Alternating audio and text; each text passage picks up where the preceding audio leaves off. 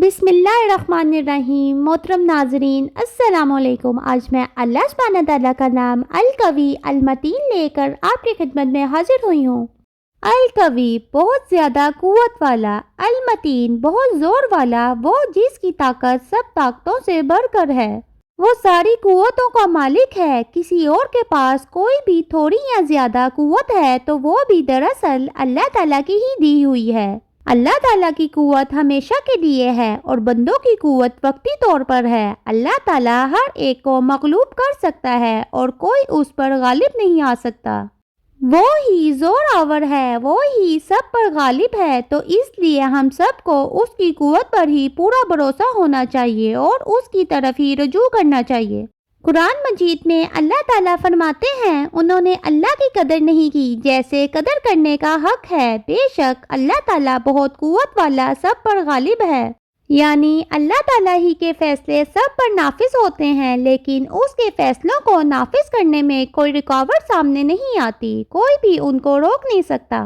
इस अजीमो शान कायनात में हर जगह उसी के फैसले नाफिज हैं, उसी की मर्जी से हैं। सूरज का साइज क्या होना चाहिए, चांद की रोशनी कितनी होनी चाहिए, सितारों में कितनी पावर होनी चाहिए, और फिर खुद इंसानों के अंदर, फरिश्तों के अंदर, जिन्नों के अंदर कौन कौन सी सलाहियत और ताकत होनी चाहिए, ये सब उसी के फैसले हैं और उसी के फैसले नाफिज हो रहे हैं। फिर इसी तरह रिस्क के मामले में भी वो जिसको जितना देना चाहे दे सकता है, कोई उसके फैसले को रोक नहीं सकता, कोई उसमें रुकावट नहीं डाल सकता। अल्लाह ताला फरमाते हैं, अल्लाह खुद ही राज़िक है, बहुत ज़्यादा रिस्क देने वाला, बड़ी कुव्वत वाला, बड़ा ही ज़बरदस्त है, कोई उसके फैसले को बदल नहीं सकता।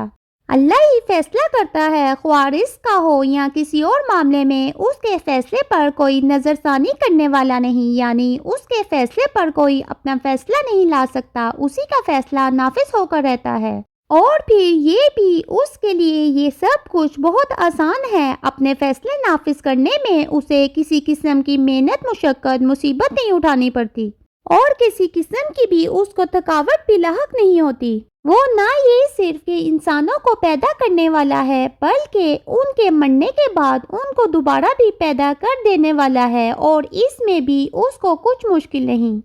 कुरान मजीद में अल्लाह ताला फरमाते हैं, जिस दिन ज़मीन उन पर से फट जाएगी, यानी जो लोग मर कर ज़मीन में दफन हो चुके हैं, जब क़यामत का दिन होगा तो ये ज़मीन फट जाएगी और लोग उसमें से झटपट खड़े हो जाएंगे। फरमाया, इस तरह जमा करना, इकट्ठा करना लोगों को एक मैदान में, ये हमारे लिए बहुत आसान काम है। अल्लाह ताला पूरी ताकत रखता है कि बंदों को दोबारा जिंदा कर सके। फरमाया, क्या इंसान समझता है कि हम उसकी हड्डियां इकट्ठी ना कर सकेंगे?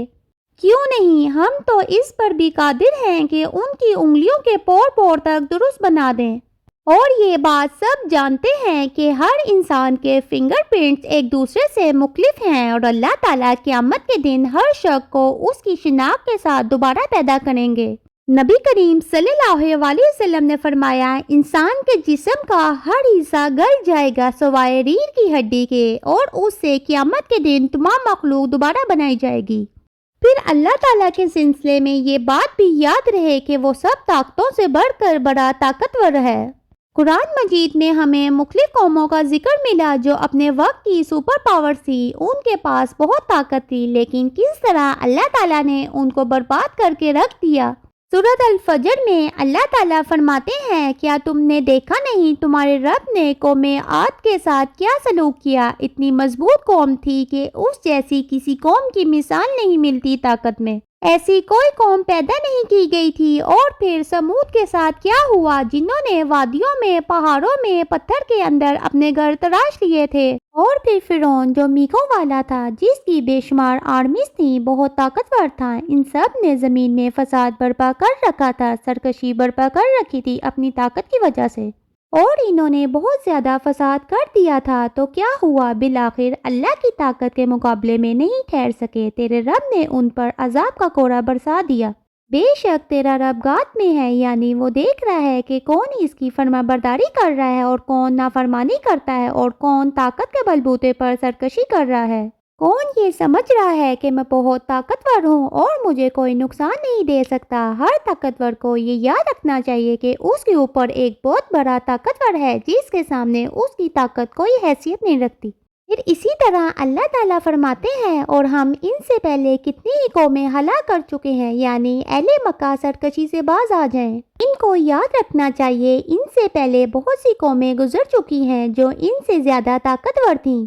جب عذاب آیا تو انہوں نے ملک کا کونا کونا چھان مارا کہ کہیں انہیں جائے پناہ مل سکے، لیکن کسی چیز نے بھی ان کو پناہ نہیں دی، کیونکہ اللہ تعالیٰ اپنی پکڑ میں بھی بہت طاقتور ہے۔ فرمایا بے شک تیرے رب کی پکڑ بہت سخت ہے، وہ مہلت دیتا ہے کہ انسان پلٹ آئے، لیکن جب انسان سرکشی پہ اڑا رہتا ہے تو اس کی پھر ایک مدت ہوتی ہے، ایک وقت ہوتا ہے، جب وہ وقت ختم ہو جاتا ہے تو اس کی سرکشی کو توڑ دیا جاتا ہے۔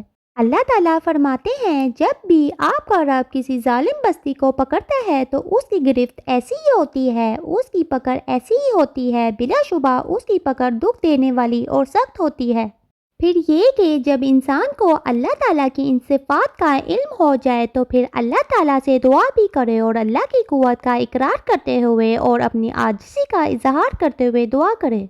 جیسے ہم دیکھتے ہیں کہ حضرت عائشہ بیان کرتی ہیں کہ رسول اللہ صلی اللہ علیہ وسلم رات کو سجدہ قرآن میں یہ دعا تکرار سے پڑھا کرتے تھے: میرا چہرہ اس ذات کے لیے سجدہ ریز ہے جس نے اس کو پیدا کیا اور اپنی طاقت اور قوت سے اس کے کان اور آنکھ بنائے، یعنی ہمارے جسم میں جو کچھ ہے یہ دراصل اللہ تعالیٰ کی طاقت اور قوت سے بنا ہے، کسی انسان کی نہیں۔ پھر اسی طرح جب انسان کھانا کھائے یا لباس پہنے تو اس وقت بھی اللہ تعالیٰ کی طاقت کا ذکر کرتے ہوئے دعا کرے اور شکر ادا کرے۔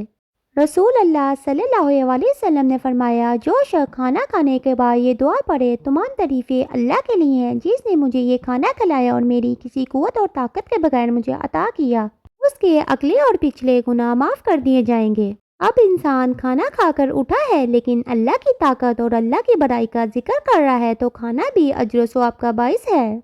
اور جو شخص لباس پہن کر یوں دعا کرے کہ اللہ کا شکر جس نے مجھے یہ لباس پہنایا اور میری کسی قوت اور طاقت کے بغیر مجھے عطا کیا، اس کے اگلے پچھلے گناہ معاف کر دیے جاتے ہیں۔ پھر اسی طرح جب انسان کسی بھی قسم کی اپنے اندر کمزوری محسوس کرے تو اللہ کی قوت کا وسیلہ دے کر اللہ کو پکارے۔